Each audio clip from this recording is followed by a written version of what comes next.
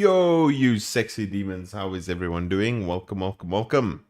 Hope all is Gucci with everyone. Hope you guys slept well. It's Friday, baby. You know what that means? That means LFM Spa Split 1 Pro Series review. Well, aka crash review, clown review, brain fart review, whatever you want to call it. Obviously, F1 weekend as well, which is going to be quite exciting. But yeah, otherwise, how is everyone doing? How you doing, Cucumber, as well as Rurana? Welcome in.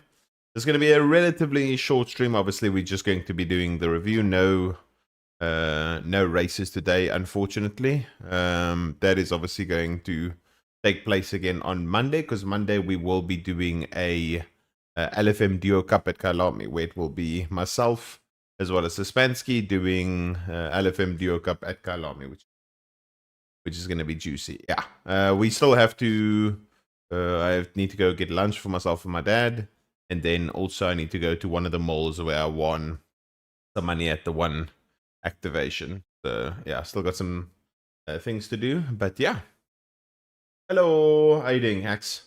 So we're going to start off with lap 1. I don't think we obviously have the what's the name over here? The actual steward report based on what happened yesterday. So we can start off and look at all the lap 1 things. We can showcase all the chaos that I had on lap 1. So we got a warning here for car 17 blocking car 15 on lap 1. So let's see. Car 17 blocking car 15. So car 17 is Frey blocking Steinbrenner. So Frey must have been absolutely smoked somewhere at the start. So let's have a look and see. Car 17 blocks car 15. Let's see. How does he end up that far back? Or how does Steinbrenner end up that far forward? Okay, they're actually relatively close to each other, so Porsche just lost out on the beginning phases. Then Steinbrenner made up. Let's see. All is Gucci. All is Gucci. Whoa! There he got shunted by Lomi.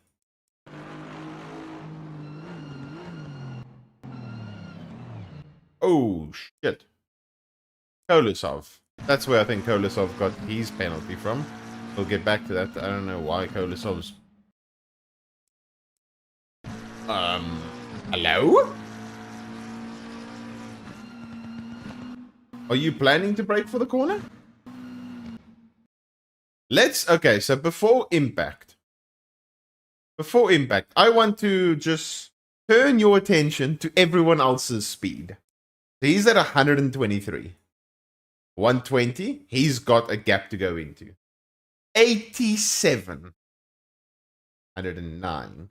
88. So the path he's going is two cars doing 88 and 87. And he's doing 123. How you doing, Adrian? Welcome in. Whee! Okay, nice. Good shit. Okay, we still need to find out where Frey blocks. Where is Steinbrenner?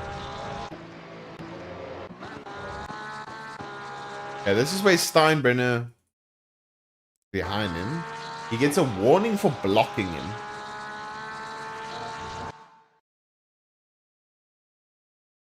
This is the warning he got. Now, guys, I think you will remember Steinbrenner does the same thing 2 laps in a row. So here he goes for a overtake on whatever imaginary space is over there, and very late, just like what happened to Barrier, this time he gets blocked. Frey actually blocks him, gets a warning for that. So he gets a warning. I'll turn your attention to the very next lap. Was it the very next lap it happened? No. 7 laps later. 11 laps later? Where he does the exact same thing with Barrier. Barrier does a very late move. And unfortunately doesn't properly block him enough. And Steinbrenner is trying to overtake him on whatever imaginary track is available. Yeah. How you doing, Nuki? It is Assetto Corsa Competizione. Now, literally warning, no further actions. The actual report was for blocking car, just a warning. So we'll get back to that. Then penalty for car 19 for causing a collision. So was that, now we'll go back to lap 1. Who is car 19? Was that that was Lomi. What did Lomi get a penalty for? Who did Lomi murder? It's definitely not this. It's definitely not that. Let me just see. Does... okay, Nuki. Let's... yeah, we're not going to continue with that chat, or I'll just ban you from chat. Stop that bullshit. Otherwise, I'll just ban you. Why are a lot of the cars not the color? Yes, it's because they're all running custom liveries, and I didn't have the LFM livery tool on. I'll just see. New... yeah, Kolosov. Kolosov is car 25. He got a 5-second. Did Kolosov not get a penalty for that? Hiding DJ. Welcome in. Dude. Kolosov doesn't get a penalty for this?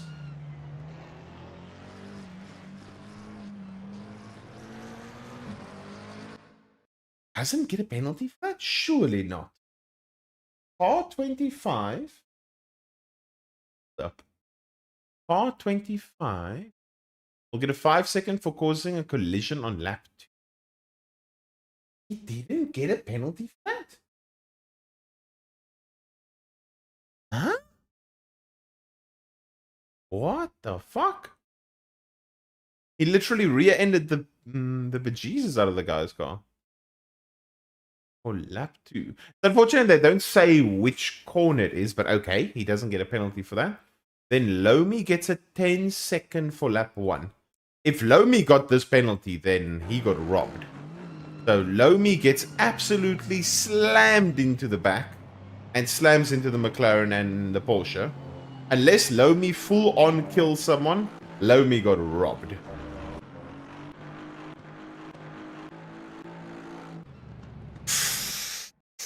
Woo! Hiding Jackie.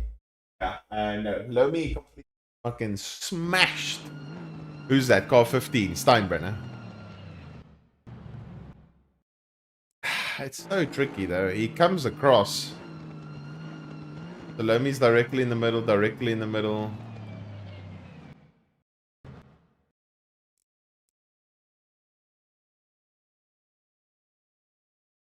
It's so weird because it's like he's coming across. It's not really... he's kind of like forcing the incident for himself. The Lomi's now there.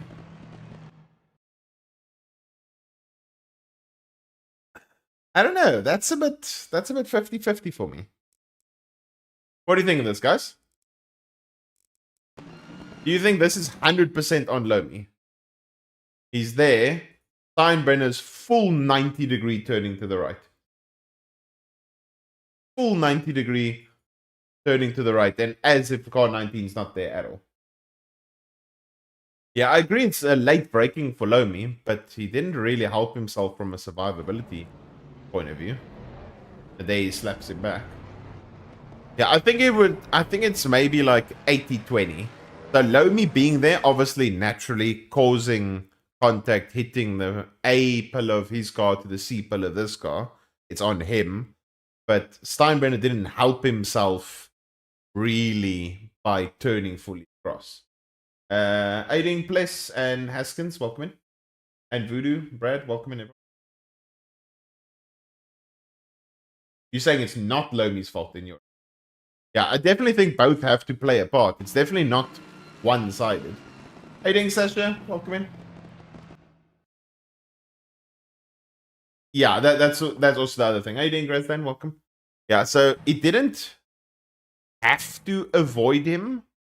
But yeah, so in that sense, yes, it's 100% on him. But it didn't help his survivability up. Aiding Big... oh, another person we need to ban. Fuck off.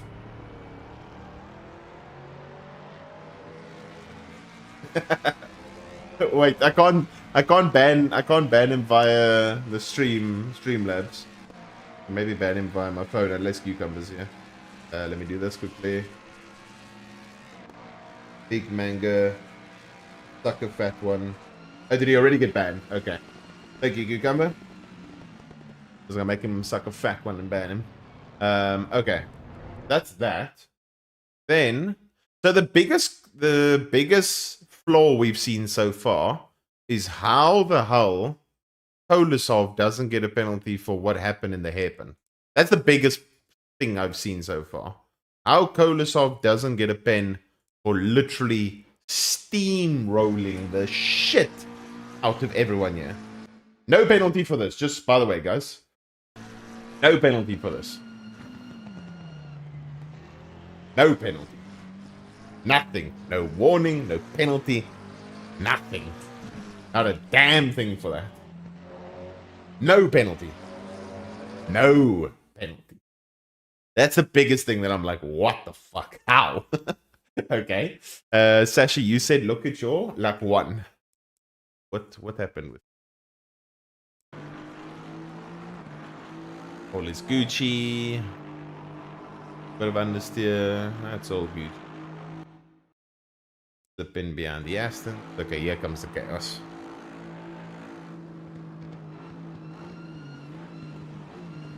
Oh. Okay, go around the outside of Aston number 1. Set up for this exit. Aston on the curb.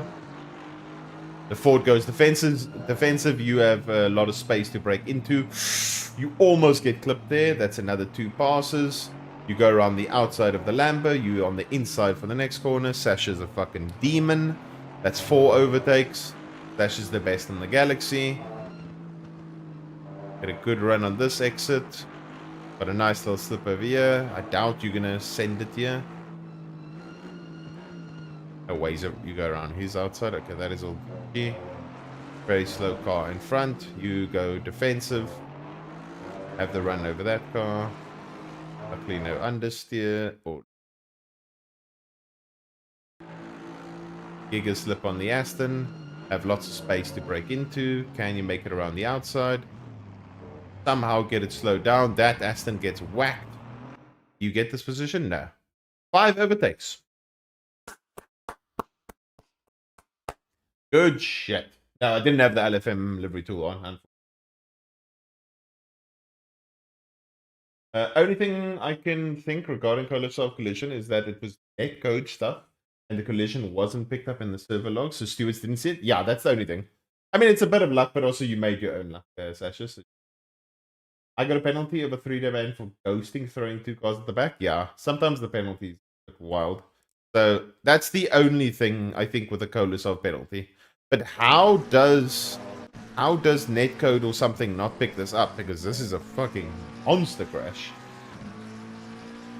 Like, we already reviewed it, and he's literally 20 k's an hour, 30 k's an hour faster than the 2 people in front of him. So upon the initial collision, which happens here, he's 123. The car to his left, Barry at least has open space to go into. Unfortunately, Lomi's doing 87. This car is open space, he's doing 108, and the Porsche is doing 88. So the 2 cars in front are doing 88 and 87, and he's doing 123. A 30, what is that, a 36 k an hour difference? And he slams into the back of him. Full contact, there's no... It literally launches the Aston into the Porsche, into the other Ford. How it doesn't get a penalty is a bit beyond me.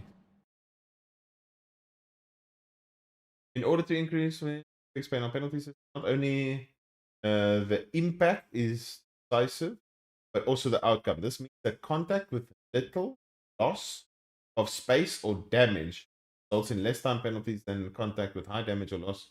Contacts without loss of position and high damage warning.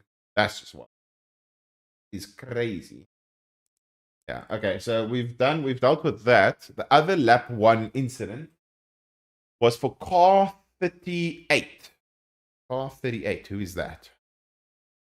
Car 38 on lap 2. Oh, this was Max fucking bullying me, I think.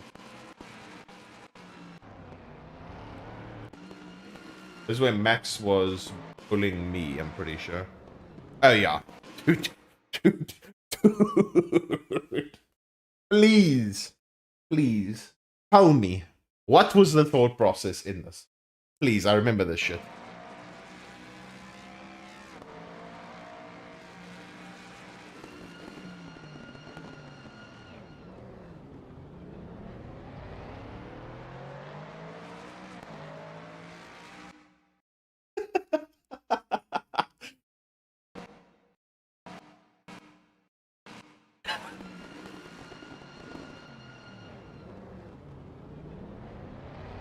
Oh, fuck, what a moron. Dude, who is that Porsche? He must have been loving life. Donkey goes bowling. Porsche gets acceleration. Is that 4 positions he gained? Oh, dude, this Porsche was loving life. Okay, so he gains that. 1, 2, 3, 4. Yeah, 4 positions. Loving life. What a fucking moron, Max, you donkey. This was some scary shit. Look at this shit. I think it was here. Is it here? No, it's the next lap. Look at this shit. Now me and Max are still fighting, and I'm getting so annoyed with him being a clown.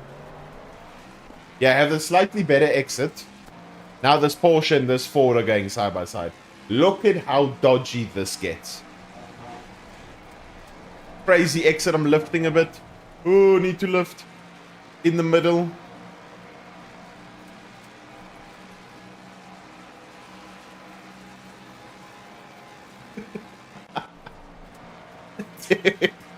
This could have gone so badly wrong. Whoop. Yeah, the Porsche literally saved us there. That is crazy. Let's see. What else? That was that penalty. Then car 25. 25, 27. 25, 27. 25 hits him. This lap 2.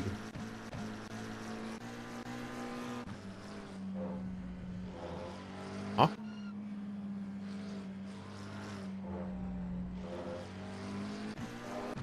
Unless something else happens.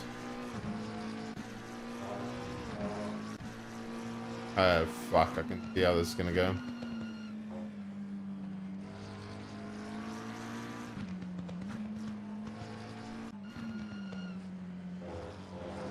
Oh my god.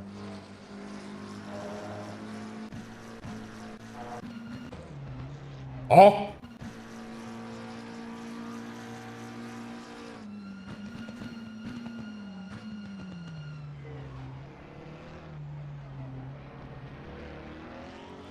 Which lap is it? On lap 2. Why did he get a penalty? Eh? Where did Kolosov, like, properly hit him that it deserved a 5? For nothing.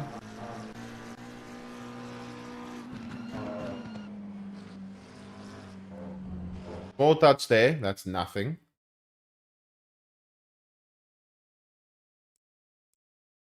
Don't tell me that small touch was a 5 second. That's bullshit.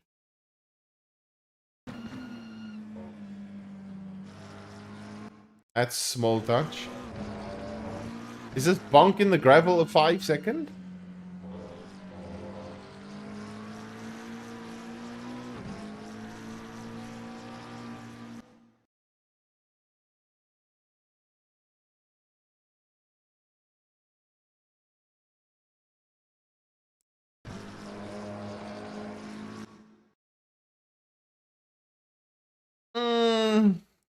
Is the car ahead though?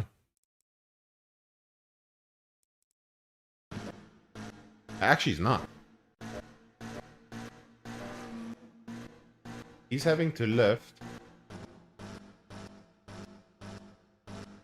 Yeah, he's coming as much from the right to the left as he's turning in. But there is almost no room, so this was kind of inevitable. Yeah, that's He was understeering and he was turning to the right. Holy shit, this Honda's got... I was going to say this Honda has gigaballs.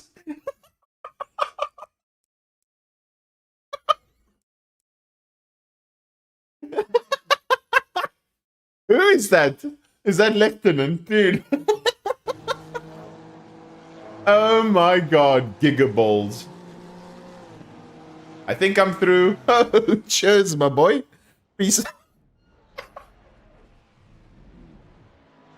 Oh, dude, that is fucked. Unlucky. Oh, dude, that is rough.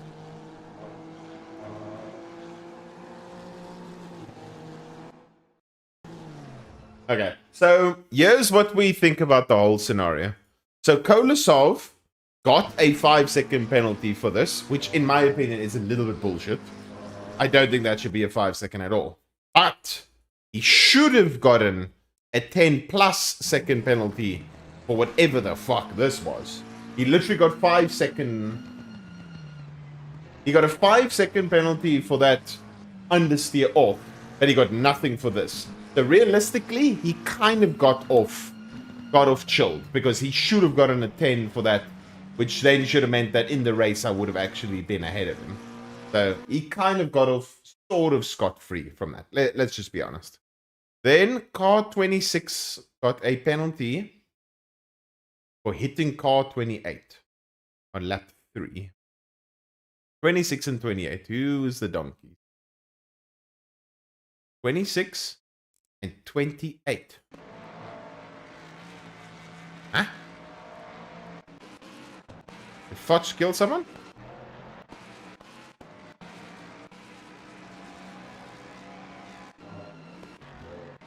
Huh?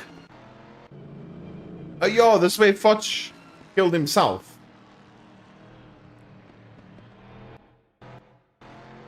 Yeah, Fudge killed himself by turning the Porsche around. Let's see. Penalty for car 26. Yeah, Fudge killed himself and also the Porsche. The Fudge caused the Porsche to spin, killing himself as well. And that is pretty much G. Okay. Then, let's see. I think Fudge has had a bit of a oof before that. Where was it? Where did he get yeeted?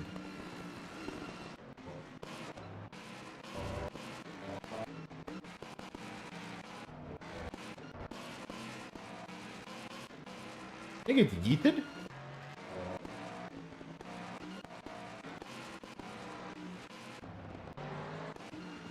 Where he got yeeted? Oh! Hey, he was with me when this crash happened. Oh, don't tell me the stream shit again.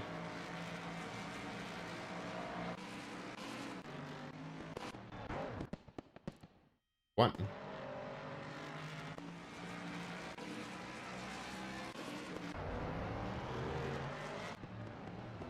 Oh, yes. He was the culprit that got yeeted by Max. Okay.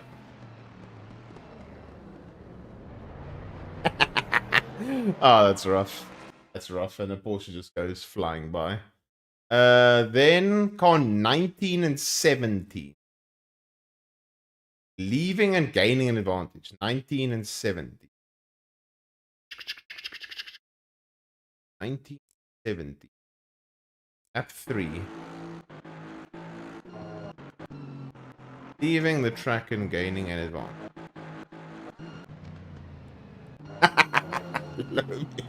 What the fuck are you doing?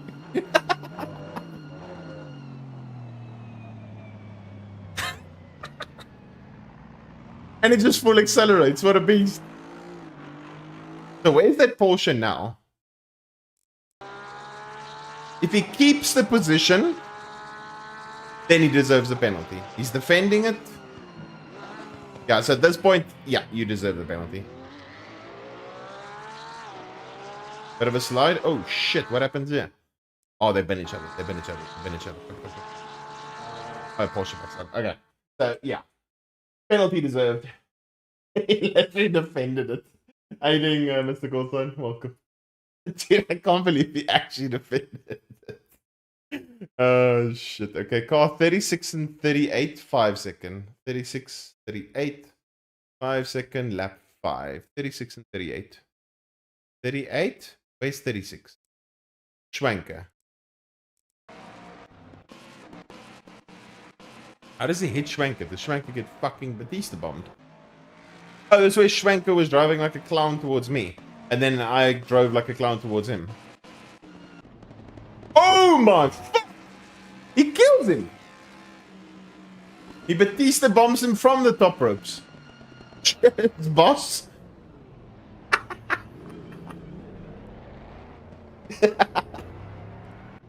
Oh shit, okay, we need to see earlier this lap where Schwanker, how he was driving with me. Okay, so here we go. Yeah, it was a missile.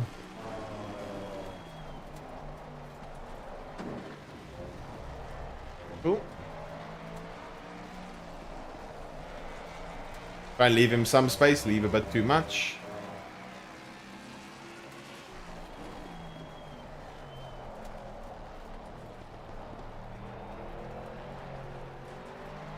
Okay, that's a bit wild.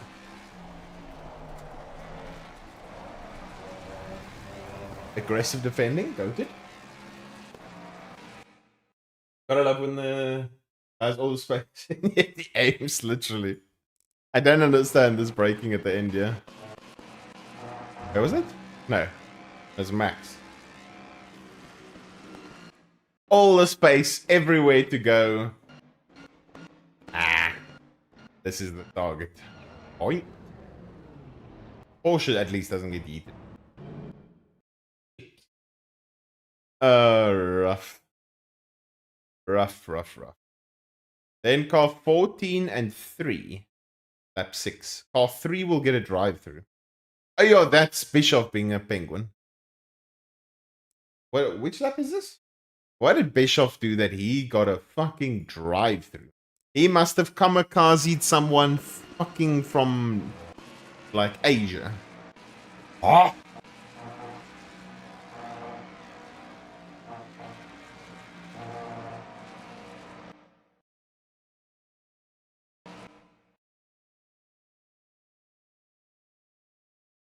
He got a drive-through for that?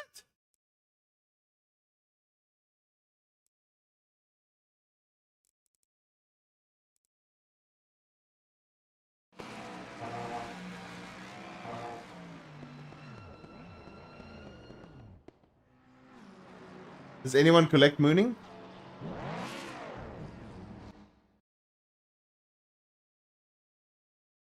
As a mooning is like dead, yeah. But please inform me how that's a drive-through. Shouldn't that be a 15-second penalty? It wrecked his race, yes, but what happened to all the other races where you wreck someone's race completely and you get a 15-second? It's written in Pro Series channel at the top. Okay, wait. Is it, yeah? Oh. A contact with little damage in two positions of immediate loss without complicity of a person hit result in 5 seconds. Same situation with 7 or 8 cars in 15 seconds. Severe damage, steering wheel askew can result in a deep. Ah. So was this only for the first time applied this season? I was going to say, previous seasons, this shit was completely different. That would normally be a 15-second. So people didn't feel as bad for Batista bombing you from the top ropes. Literally just smoking. So, okay. DT, I suppose. Bischoff, get wrecked. Then, car 13 and 31. Lap 9. 13, 31. 13, 31. Timu and 9. Timu, what do you do? 13 and the Aston. Whoa! What is doing? Let's just continue with life itself.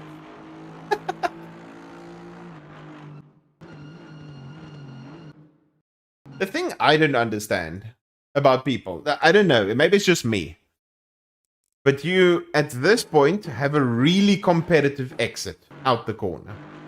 Really competitive exit. You're getting a very slight marginal slip. Getting a very slight marginal slip. You are braking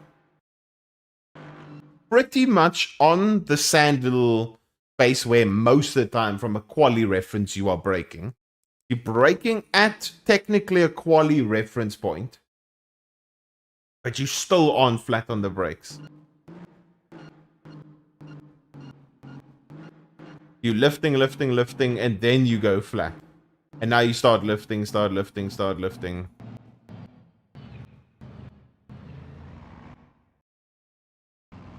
No, it's just from the braking side. It's like he's braking with the slipstream with race fuel later, if not on a quali like position, and he still lifts. Yet there's no possibility that he can get to the inside, yet he still brakes like that. So yeah, I don't know. But yeah, slam dunk penalty, easy peasy. Get fucking smoked. Warning for car 13, car 10. Lap 13 and 10. 13 and 10. Oh. 13, 10. Avoidable contact. Assuming that's the avoidable contact.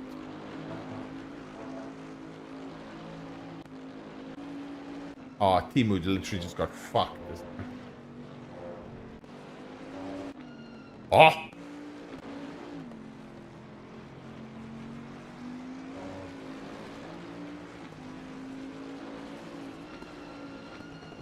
Oh, dude.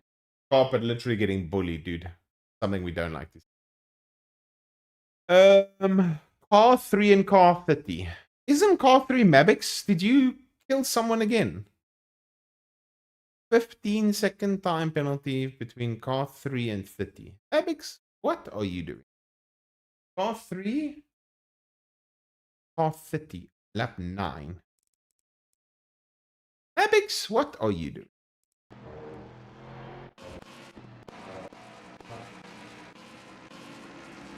Car 30, so he Batista bombs this Aston. Let's see. All good, all good, all good, all good. A little bit of rubbing. A little bit dodgy. Oh! Does he get the penalty or? Oh no. Wait. Penalty for. Oh, okay. Car 30. I thought Mabix got another penalty. Okay. I thought Mabix got another penalty. Take it back, Mabix. I'll take it back. This is No Burger doing No Burger things. Kills him.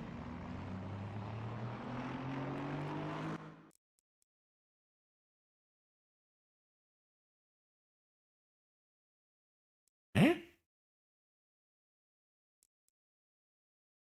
I'm lost now. Why does he... Where's Bischoff now?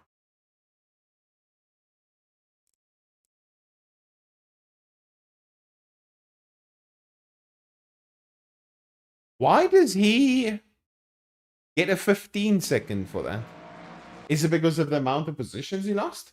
I'm trying to understand how they're ruling this shit.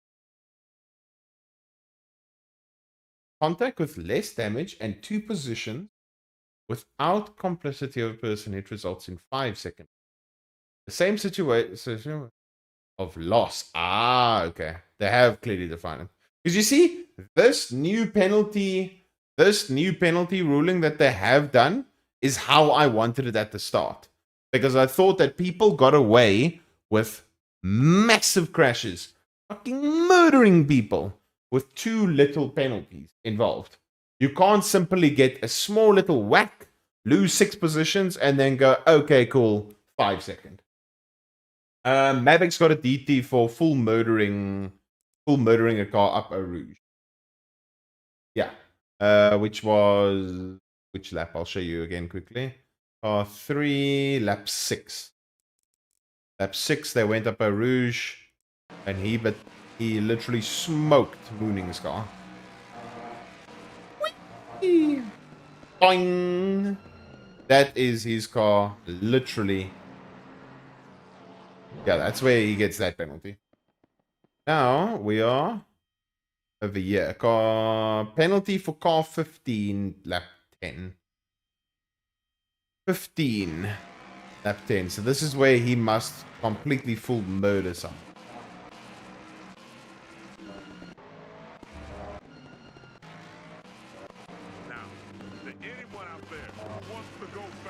Oh, this is...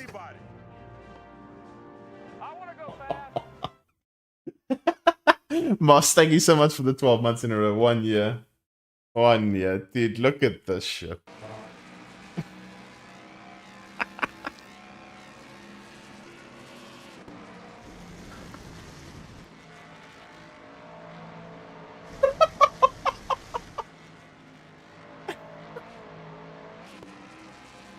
Oh, dude.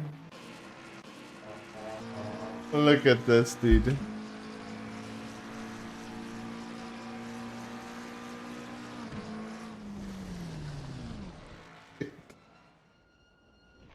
He did get a DT for it.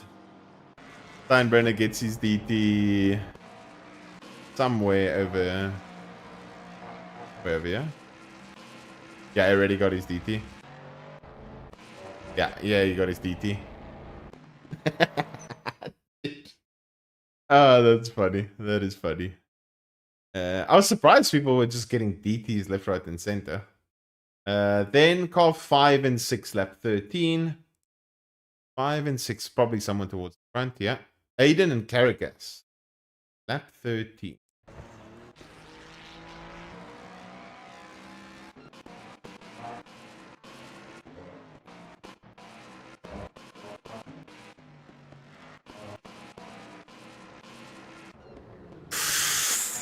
Ooh. 3 hours in the Mecca. Wishing you all the best, Moss.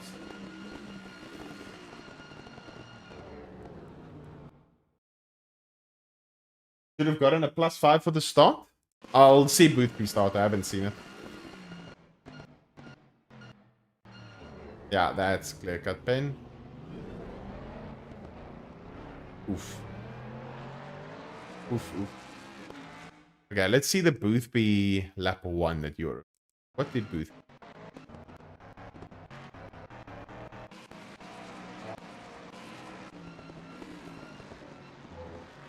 It literally just enters the pits right then and there.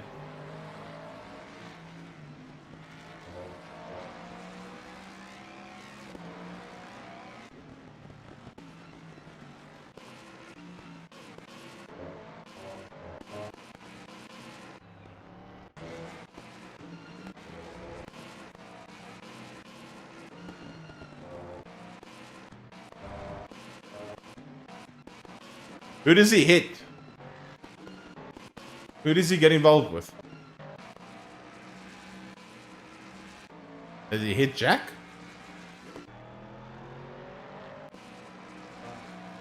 He cut ready on slightly lap 2.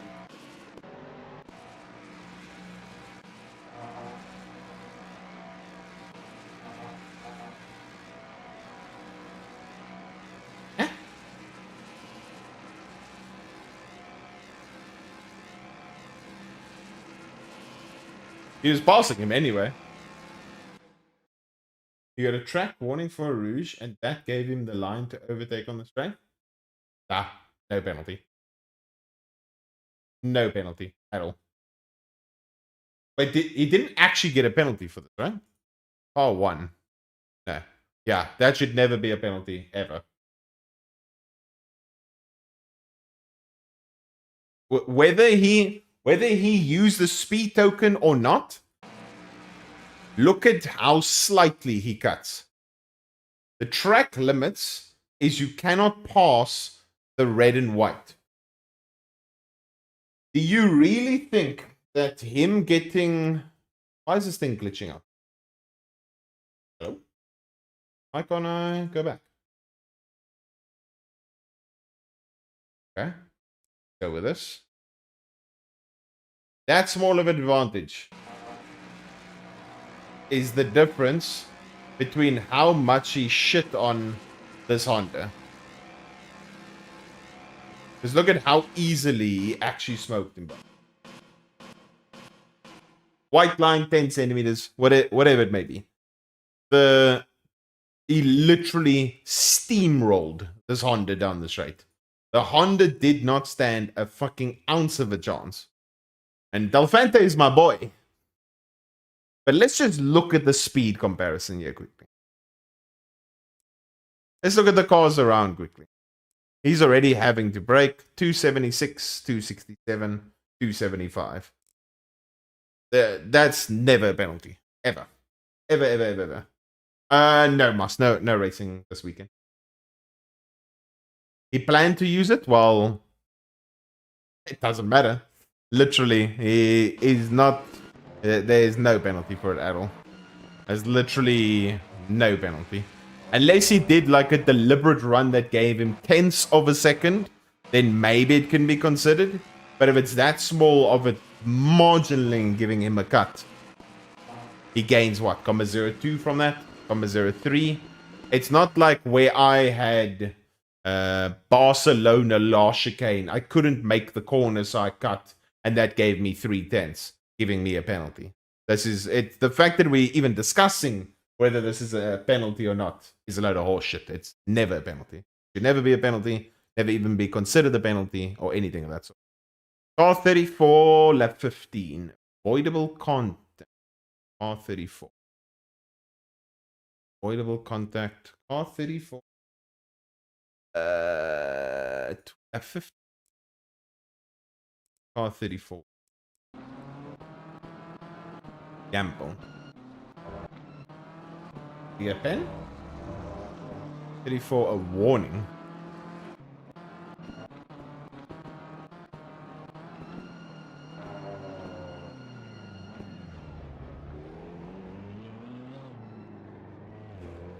Does Regnier keep that? Nah.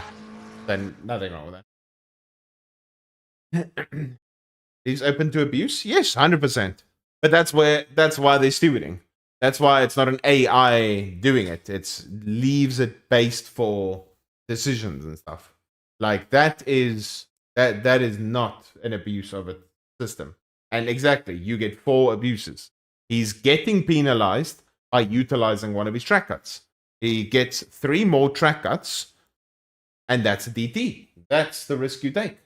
So sometimes you'll hear me say it often, whether it be Imola or any of these tracks, whether Euban says it on his stream, whether Whitehead says it on his stream, whether Boothby says it on his stream, whether Mavic says it on his stream, any of the streamers, whether they're top level, middle level, whatever level they are at, whether they are verbally saying, I'm going to use a cut right now on purpose to try and get a little bit ahead of this guy, or to extend Red Bull Ring T1 exit so that Timu can't get a slip on me or not, you're going to use and abuse it because you have it there available. The cleaner you drive, whether you utilize it because of an extension, whether this or that, it's there to be used. Use it as much as possible. If you want to, you can finish every single race on 3 cuts. It's there for you to use and abuse. So yeah, whether you say it or not on stream is irrelevant. Whether any of these streamers are verbally saying that they're going to use it to extend or not, they are actively doing it. Do you really think if Euban is doing a race, and he has, let's take this example, towards the end here, where Euban and Philip are racing each other, and he knows shit, I can't get within a car length of Philip through Eau Rouge. But he extends Eau Rouge slightly, just so that he has the potential chance to get next to him, and he has 3 cuts available. 100%. Do it. if you know going through just past Aqua Minerale at Imola, that you know that if you cut the chicane very slightly, you can have a better run and closer chance at getting someone on the main straight at Imola, and you have cuts available, you're going to do it. If you are not going to use it, life's tough, and that's your own fault.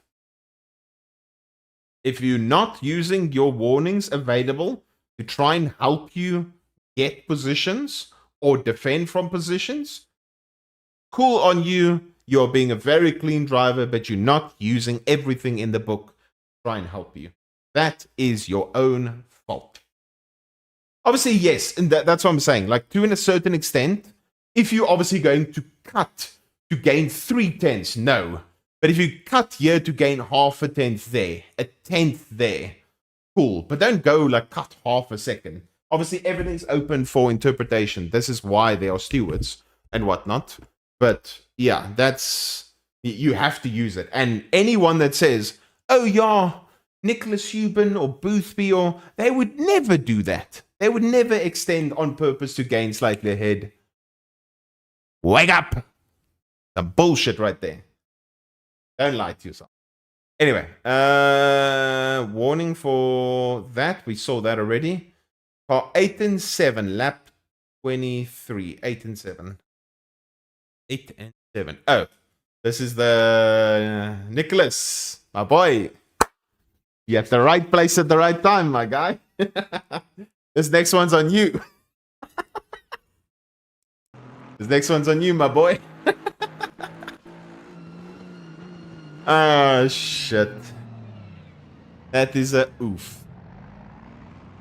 And what's crazy is because the racing is so close, that literally took you from P2, potential P1, to finishing 8th, which I'm sure you were... I didn't obviously see your stream or whatever. I'm sure you were quite pissed off with that. Yeah, that's what I was saying. I was telling my chant, and telling Tariq and them after the race, I was thinking that when you were braking for this corner, you were focusing so much on not hitting Philip, and eventually that attention turned to you, hopefully not getting out-dived by Justin. So you had to release the brakes. You had to release the brakes to try and not get dived by Justin. And unfortunately, in between that tension of the two, it kind of caused the incident. Tasty, thank you so much for the raid. Welcome in, everyone. Welcome, welcome, welcome.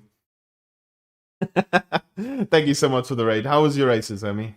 Welcome in, everyone. Takuna, Smokey, welcome in, everyone. Welcome, welcome, welcome. Thank you so much for the raid. Can we please give a massive shout out to Tasty? Hope the races were good. You destroyed your keyboard. Yeah. I don't know if it was one of those very close netcode moments or not. Okay, no. Yeah, you full Batista bombed him. You full Batista bombed him. Yeah, that's unfortunate. I remember Philip told me afterwards he was stupidly angry when this happened.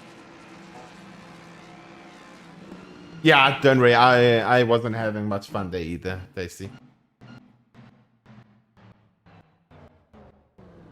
Yeah, unfortunately, just with the speed and the reduction of speed. Let me see. When the contact actually happens, what is the difference in speed? The bonk is about to happen. Actually, not that bad. Like you say, it's a small little bonk. There, the bonk happened.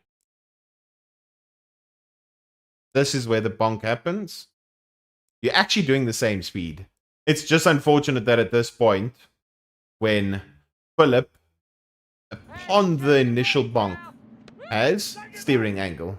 Otherwise, he just would have went straight. He has the bonk. Bang! Oh, this is actually where the full-on super slow-mo bonk happened. This is when you're inside him. Yeah, you're even slower than him at this point. But look at the steering angle, guys. So, unfortunately, that Nitro Racing. Thank you so much for the follow. Welcome in. This is where the car loses it completely. So if he doesn't have that steering angle, or if the bonk happens slightly earlier in the corner, then all is Gucci. But one person that is loving life at the moment, woke up this morning and pissed excellence, was Justin Stupenranch. Literally gained 200 and I think 46 elo from this race. Went from barely making it into Split 1 to winning his first ever Pro Series with the pink Barbie Mobile 69 car. Really, really good. Really, really good. Yeah, it was very, very close if we look at this secondary accident. So my question is, guys, on the basis that Nicholas hits Philip here, let's actually see Philip's inputs. On the basis that Philip is losing the car here completely, this point he's not on the brakes. Philip accelerates here. I was going to ask whether Philip would get the penalty, but right here, if Philip doesn't, yeah, he touches the brakes slightly. If it wasn't for that brakes, that was GG's. Justin gets the hit there, then Philip would have got the penalty. He would have very quickly went from Nicholas getting the penalty to Philip getting the penalty, and then Boothby would have inherited P2. Dude, Boothby would have been jumping like crazy. Third lost win the series. It is what it is.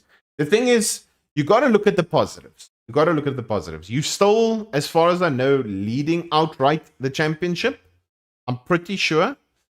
And also, you're at least fighting for wins almost every single round, if not every other round, Nicholas. So look at the positives. Yeah, it's very, very close. Does the little contact with Super Ranch help Philip? Help? Does the little contact with Super Ranch help Minar straighten out? Actually, it does. Because at this point, he's full lock to the rear.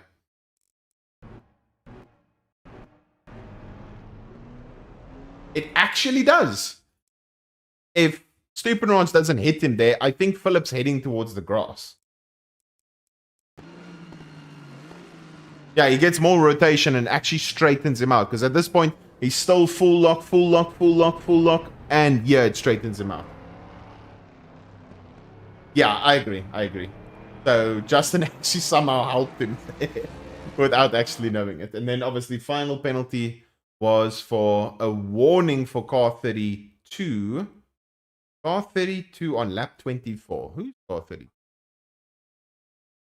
32. Oh, that's the rank hitting me on... Huh?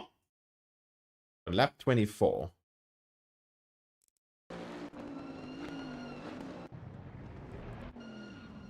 Oh, yeah, I was so lost by this.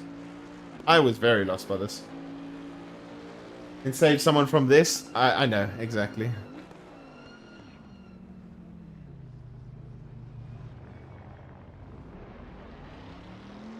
Dustin, Nobel Peace Prize winner. Dustin is the best. Goated. Dude, that was depression. Major depression.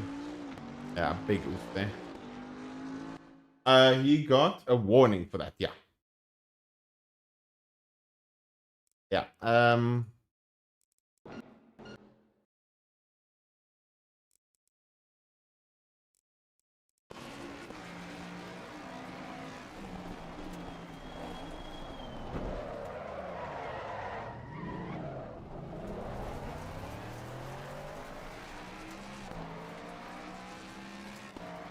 you see, this is where the penalties wonder.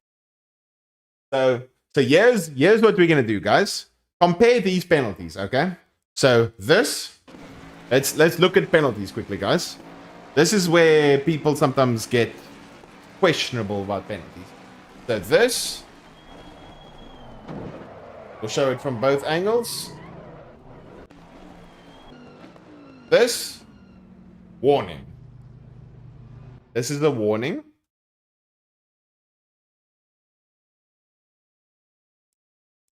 That is a warning. This is a 5-second. And this is no penalty at all. So, warning, warning, 5-second, and no penalty at all.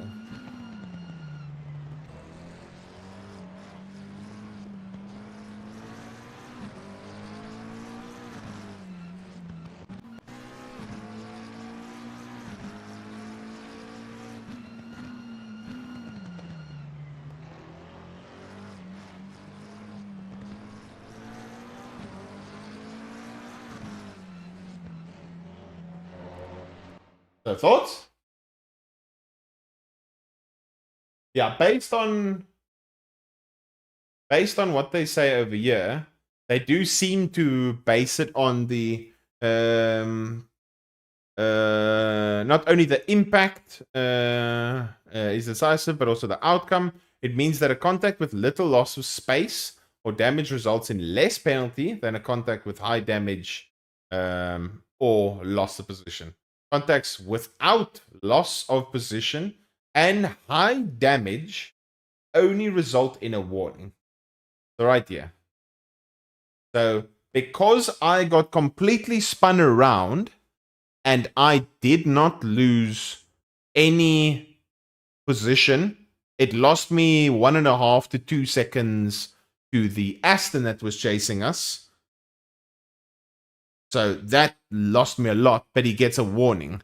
Then Kolosov over here, lap 1, which is where penalties are supposed to be more strict, absolutely sends it, smashes the rear of Lomi's car, which smashes the rear of the Porsche because there was a 35 kPa damage difference, and also now barrier gets damaged. So Kolosov brakes too late, slams into the back of the Aston, causing damage to 3 separate cars, but does not get a warning or any penalty at all.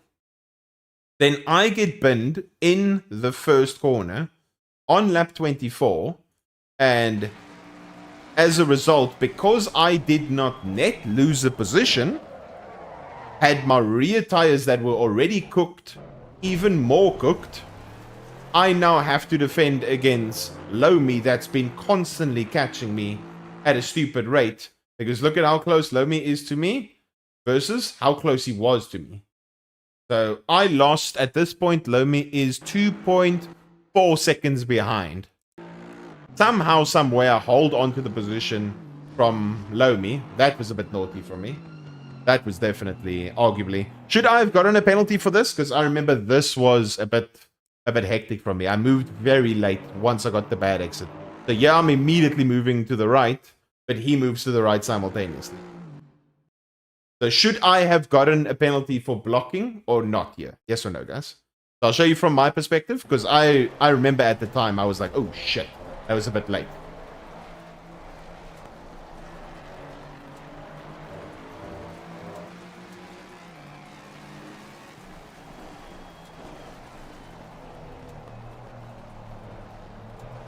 Question, yes. Nicholas, go for it.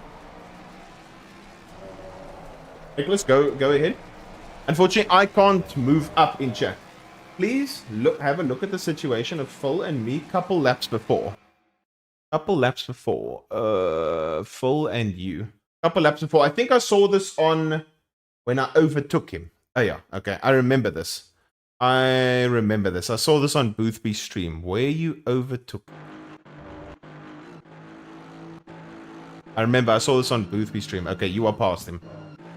Let us have a look. Okay, so Phil, you are side by side going into the corner. You are, I think, arguably ahead of him. Very, very close. Okay. You extend the curb. He is very to the inside. You turning across. At the point that contact is being made, at the point in which contact is being made, Philip is no longer on the curb. If you look at the raw trajectory that Philip is going, he is not making this green apex. So at this point, he is falling away from the apex.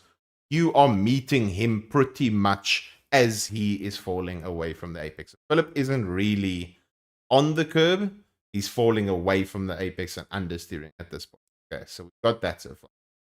Here the contact happens. We're side by side at the moment. You unfortunately have to extend the corner. You extend the corner. He's right behind you. And I think if I remember correctly, I think you give the position up. I think you gave the position up. As far as I know. I think here somewhere. Yeah, here you give the position up. Yeah. So I don't know. It's a bit tricky, but in my opinion, I think it was Philip wasn't really entitled to the space. You left the track, even though you were side by side. So I think if we look at it from a sense that you left the track and gained an advantage, but the incident itself, Philip didn't really give you any space. I don't know. I think it was right for you to give up the position because I think if we look at the base incident is a racing incident. I don't think it's on anyone's fault, even though I think it's more on Philip. Philip is not really making the apex. He's there, but he's kind of starting to understeer, and you are turning in on him that by the time you reach the apex, you are touching him as well as he's going off of the apex. So at that stage, I think I call that a racing incident, but then you were side by side going into the corner. You jump the curb, go in front of him, gain the position. And then I think at that stage, if we look at where you are ahead, are you ahead? Yeah. Did you get it? Yeah. Yeah? Yeah. So yeah, you get it. And now you've gained a lasting advantage from that. So honestly, if you didn't give the position back up, I think you would have gotten a 5-second. But that's just my opinion. 5-second for him.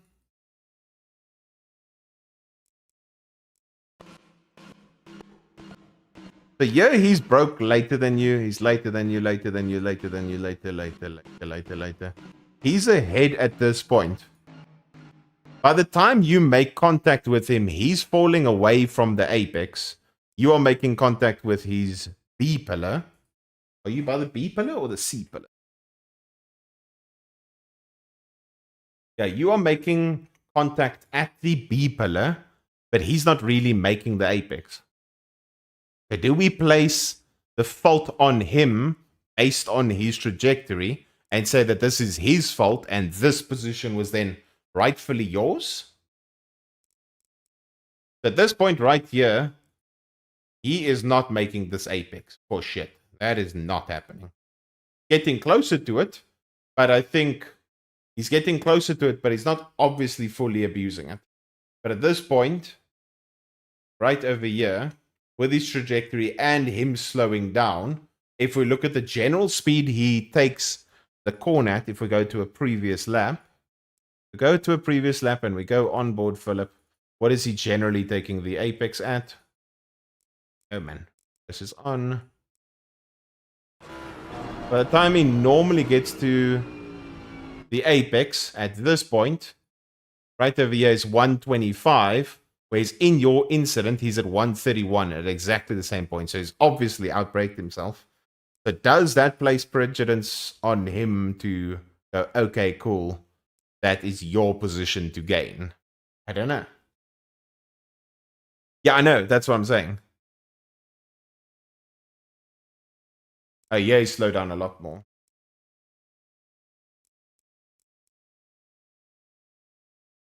Yeah, he's not really making the apex at this point. But you're also turning in. You don't really leave much room for interpretation, yeah.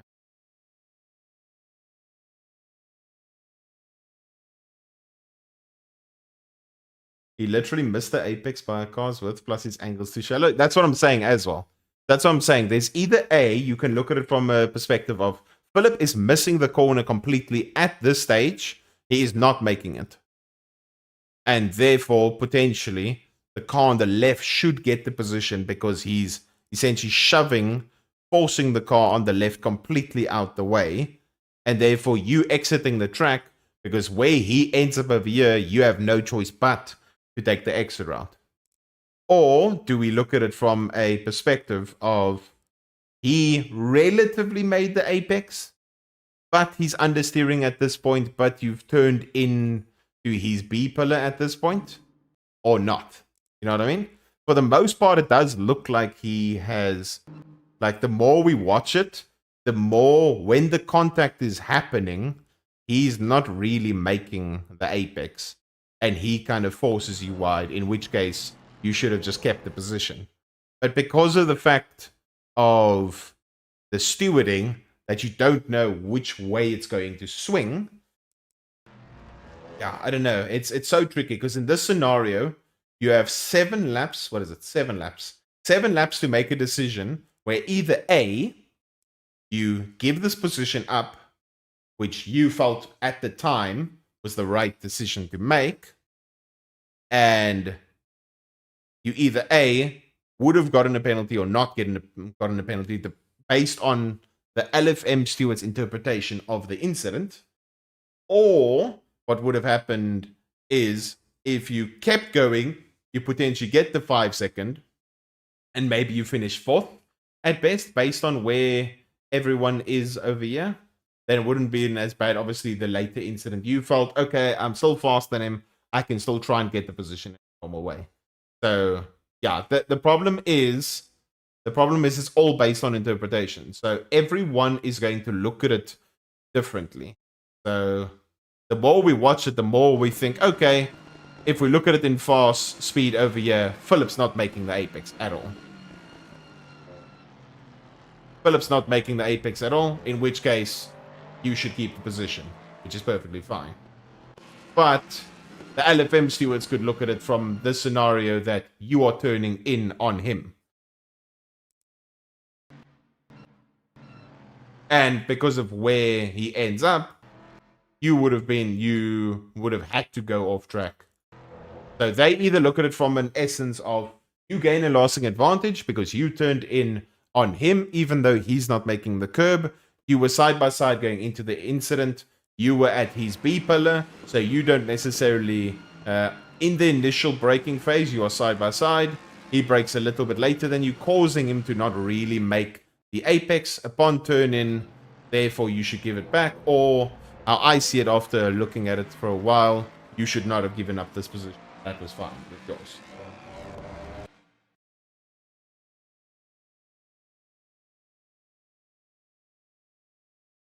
Yeah, he wasn't fast.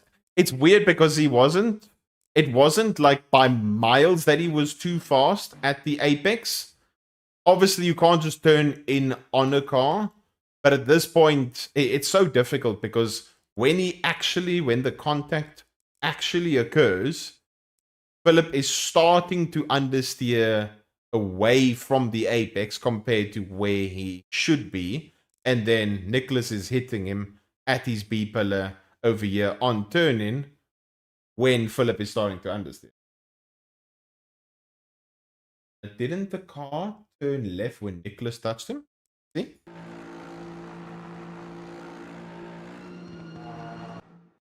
Let's see over here in this speed.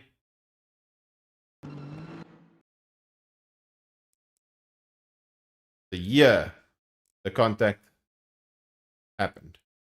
So just before, yeah. But you can see the trajectory of the two cars is completely different. The one's actually looking towards making corn, and the other one doesn't at all.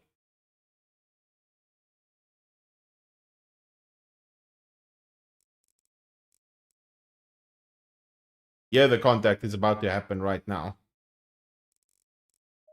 Philip is still almost, what is that, 80% on the brakes?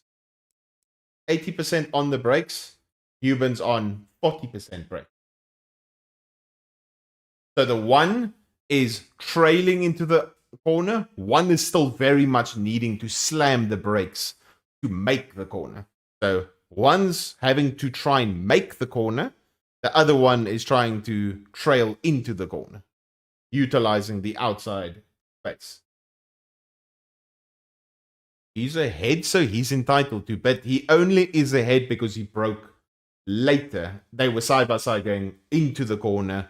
They were side by side going into the corner, and from the initial breaking point, they were next to each other.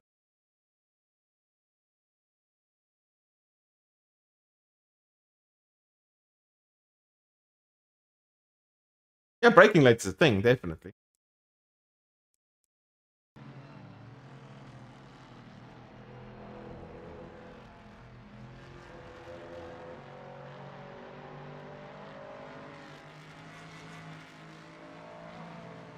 Yeah, exactly.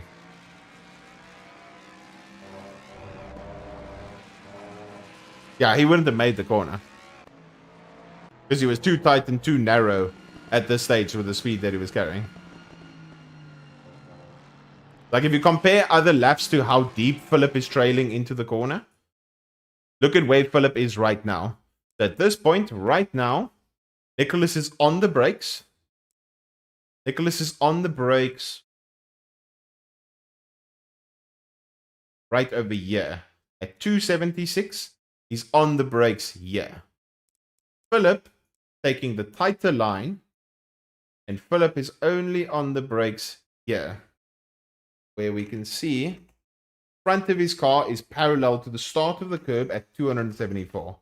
If we look at every other lap, let's see. Philip is approaching it at 274, 275.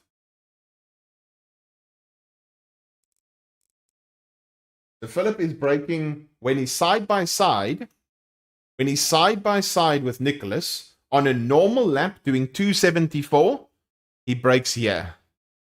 When he's on a tighter line and doing exactly the same speed, he's braking there. So what is that? 2 car lengths? He's braking 2 car lengths later, doing exactly the same speed, but he's tighter in the corner. He wasn't making the corner, therefore he forces the Aston behind off. Aston has to take the off route, off track, and then Aston should keep the position.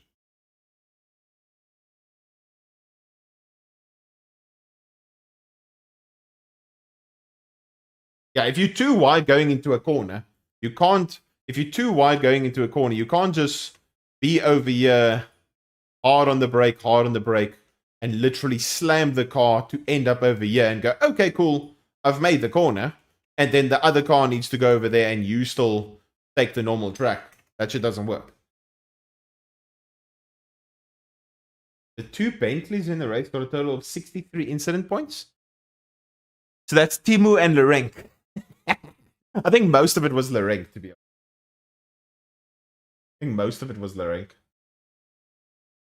It's the Verstappen tactic, but yeah, in GT3 racing, especially when you side by side, then yeah, you can't really do that. And it's not as much of a Verstappen tactic.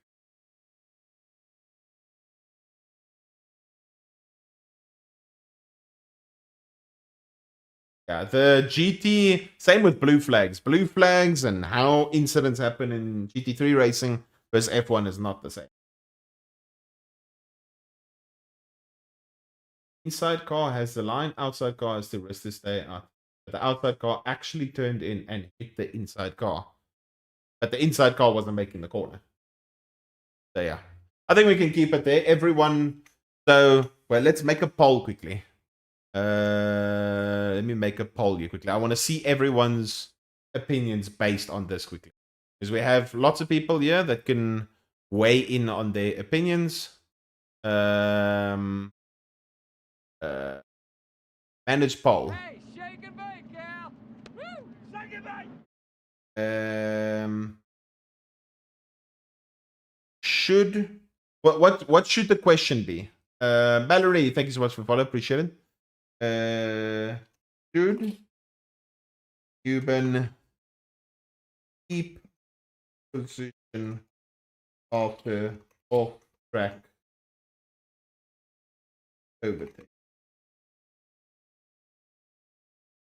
Yes. To 2 minutes because there's people start poll, yeah. So based on what we just saw, should he keep it, yes or no? So for those wondering, this is the incident from Euban's point of view.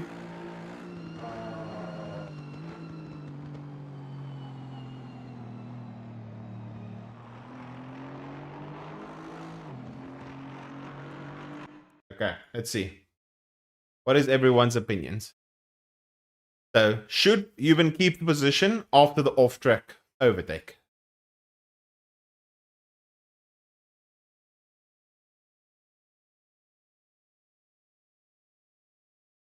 Okay, so we'll ask another question then. We'll ask another question. So we'll let it run for a bit more. Can we do 2 poles at once? I don't know if we can. So should he keep the position?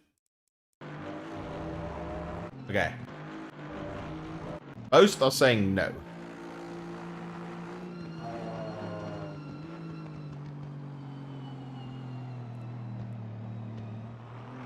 Okay. Now, okay, so it's an overwhelming no compared to we're in the poll. Okay, Gucci. New poll is winner at poll for president. What question? Are you qualified to have an opinion?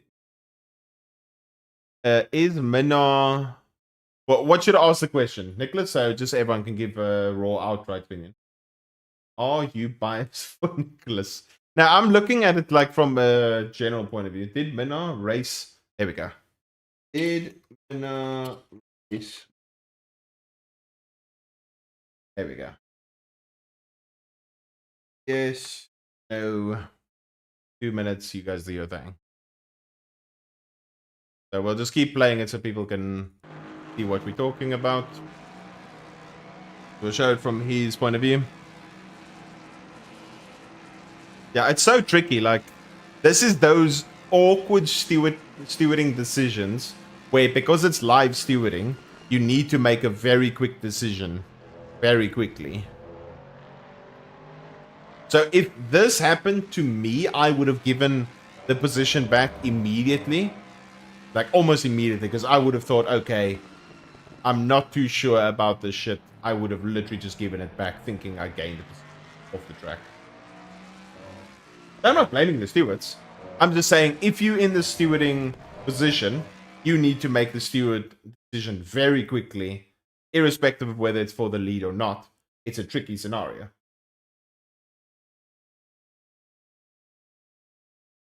Okay. Did Philip race within the rule? Okay. This makes it interesting. So they're saying you... Oh, shit, what? So they're saying you should not have kept the position, but what Philip did wasn't right. So what I think they're coming down to is they saying, if you gave the position back instantly or you let him go, I think everyone's judging that they think that Philip should have gotten the penalty for it.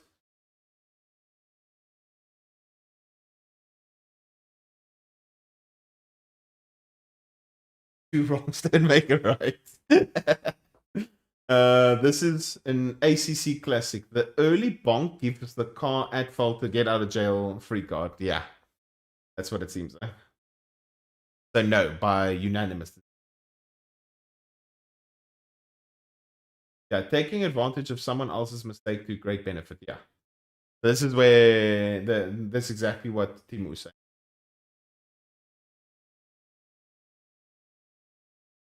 Yeah, so this is like, if this happened, that would have happened. If this didn't happen, which it did, then this would have happened. But Aston 100% doesn't deserve the position.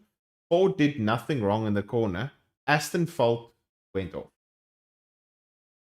Ford brake late, but within the rules. Aston turned in and hit the Ford. It's so difficult because Aston turns in to hit the Ford, but the Ford isn't making the corner. So this is... So, no, he wouldn't. Trust me. Euphonic? Euphonic? I hope and pray that I somehow... Huh? Does Luke deserve a 5-second penalty? Okay, buddy, fuck off. Yeah, so this is one of those scenarios where literally it's Euban turns in on him, but Philip's not making the corner. If Euban doesn't, so realistically right here, if Euban turns in later and straightens it out more, and the contact happens here, 100% Cuban go ahead.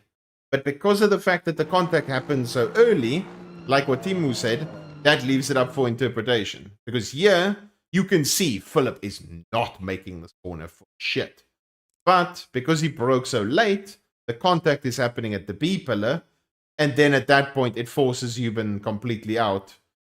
Philip has no choice but to end up here. Cuban ends up on the left. And then because Cuban gave up the position, they think, okay, cool, everything's all Gucci, no penalty. I really like how you say B pillar. Why? What's it about the B pillar?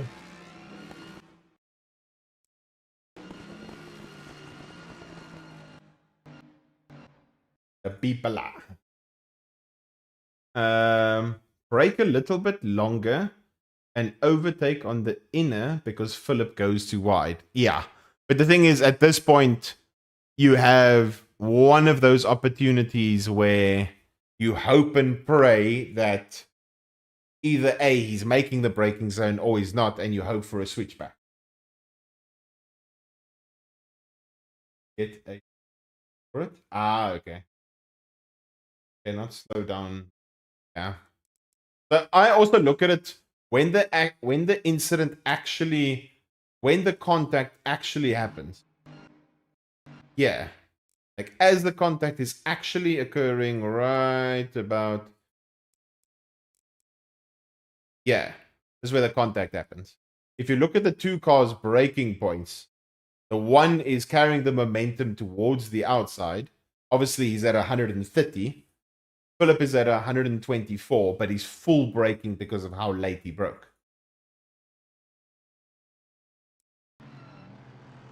Yeah, so everyone, I think, is 50-50 about the incident. So you giving the position back... How much later? You giving the position back over here. You'll never know... How about this, Euban? How about after all of that, you'll never know whether giving up the position or not would have sat right with the LFM stewards or not. That's something that's going to not help you sleep later tonight. How about that? So you can go to bed later tonight knowing, if I didn't give up the position, would I have gotten a penalty? No fucking idea. He was getting a +5 if he doesn't give it back. Yeah, that's mostly what everyone is saying based on the interpretations. Ask them. I'm sure he doesn't really want to, because that's gonna hurt the sleeping process. I guess we'll never know. It's not worth keeping a position for a 5-second risk. I completely agree. As I said, if I was in Human's situation, because I've been in that position a lot, I literally either if it's an LFM daily race. If it's a daily race, I don't give a fuck. I'm skipping that corner all the time. I don't give a shit. I'm skipping that corner. Easy, 100%. In an actual league race, I'm giving that position back. I'm not risking that 5-second. Fuck that. Because I wouldn't know whether if it happened, as Timu said, if it happened later, the contact itself, 100% skip the corner, easy peasy, just send it and go. You Gucci. But because it happened so early on, that's where Philip braking late and not making the corner and not really fully utilizing the curb gives him a get out of jail free card because you hit him early on into the corner. I got bunked off the same last season, got 5 seconds for it because it was on the curb, but one car can't away from it. Okay. Yeah, that's also another thing. Utilizing a curb as a reference, but not fully the curb, is also something that shouldn't really be. It's like you have the space there. You have a full car width of space to the right, but you're not making it so they should use the curb as a whole. But otherwise, I don't think there was anything else. I mean, I don't know if anyone had a crazy start. My start was very pathetic. We pretty much just mostly got blocked by Lorenk. Couldn't really do anything. And it was kind of just like us being stuck. Yeah, I broke nice and late, very deep into the corner. Looked for some chaos. This was just funny. This whole thing right over here was just funny. This whole set of events here. Whee! Go to the outside, give some space, try and get on the power, get some form of traction going. Have a nice little run here. What does car 38 do? We swing to the inside and brake late.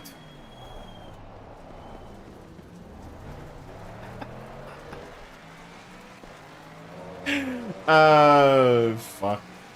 What the hell? Otherwise, I don't know if anyone else has...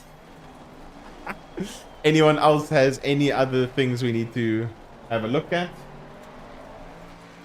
Yeah, it is. It is. It is. There's literally, like, T1 is just a clown fest.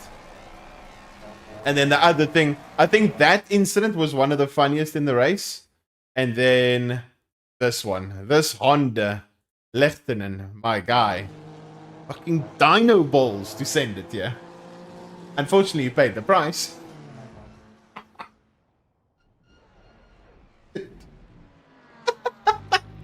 He just saw this opportunity. He's like, this shit is staring right at me.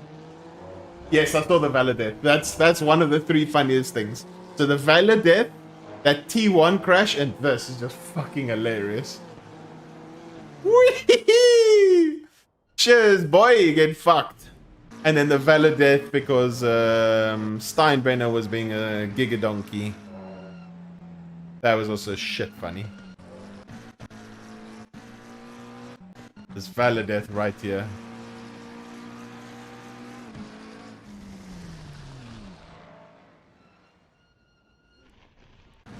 For me, I thought Valor moved quite late here. Like with my one, it felt like I turned when it happened. Valor looked like he was reacting to Steinbrenner going left. So we'll play it at full speed, and you tell me, guys, if you think Valor's reacting to him or defending it at the same time. So we'll look at it one more time. You think Valor's reacting to it or same time moving across? If you want, you can look at an incident I had with Kolosov somewhere in the first stint in Lacom. Didn't get a penalty for it, even though it was clearly my fault. Reacting. Yeah, that's what I was saying. Like in my one, I thought I was reacting, but it didn't seem like it. But Valor looked like he moved late. But while Steinbrenner's still, yeah, I still don't know where the hell he's going or thinking. Yeah, obviously. Not at all.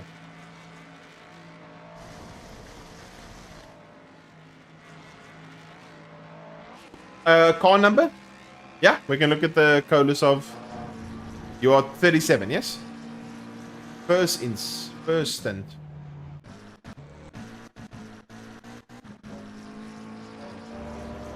Okay, so he's behind you, yeah?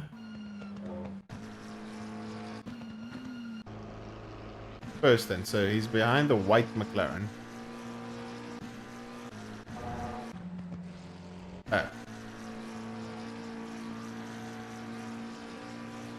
Yeah?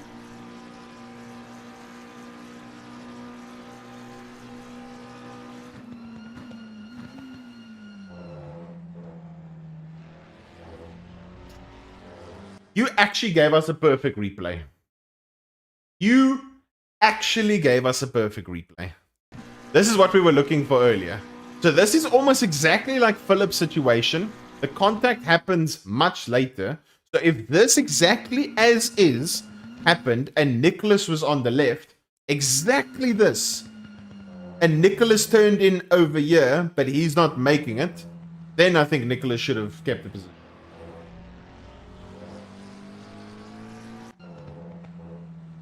Because he's not making the corner. So the touch is happening a lot later than the Nicholas incident. In which case, the car ahead was Nicholas, and he should have maybe kept it. Let me just see again.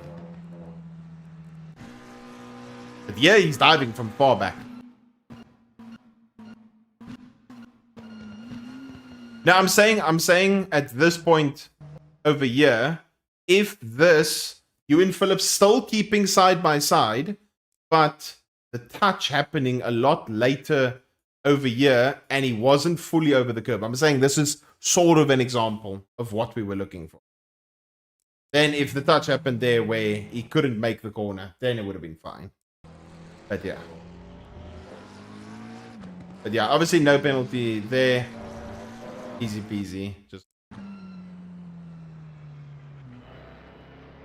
I'm saying if he didn't make the corner. So I'm saying in Phillips, it's difficult because I'm saying in the Philip Nicholas scenario, like that, but Phillips still not making the corner, but the hit happens a lot later. With Phillips still not being completely over the curb, then Nicholas would have been fine. Yeah, the Maka was fully over the curb, so in that sense. I'm saying a mix between what we just saw would have been fine. But yeah, other than that, I made up, for me personally, I just made up positions through undercut and avoiding everyone else's donkeyness. That was good for me. 37 to P25, besides the ring crash, which happens here somewhere? Where does the ring fucking murder me? Oh. Yeah, as well. That's also just a warning, was also like, yeah. But that's obviously the new ruling. Other than that, guys, quite eventful review, especially with the Nicholas and Philip incident. Hopefully that after everything, it makes you either sleep better rather than worse after the night, Nicholas. But yeah, GG's, guys. Very fun. Me? White one? Oh, you're talking about the previous, the Kolosov incident.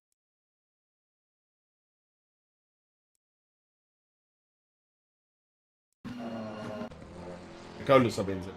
Yeah, no races today. We still have to go to one of the malls to claim one of our prizes that we did at like sort of thing. Yeah, guys. Not a true. Okay, buddy. Okay. Yeah, guys. Enjoy the afternoon. Let's have a look and see who can we raid. Because yesterday we raided someone that didn't have raided someone that didn't have a cam or something. Who can we raid? Go too high. Who's got a cam? Got a cam. So Royal Roller or Sigalus? Can we watch Wukong? Yeah, sure thing. Do you want me to raid someone in ACC or Wukong? Yo, Unc. What's good beginner car? Ferrari. Ferrari's best beginner car. What do you guys? ACC or Wukong raid? ACC or Wukong? Oh, no worries, Unc. All Gucci. ACC or Wukong? Otherwise, I'm think I'm going to raid one of these two. That's the ACC. Let me just see the stream quickly. It's on PlayStation.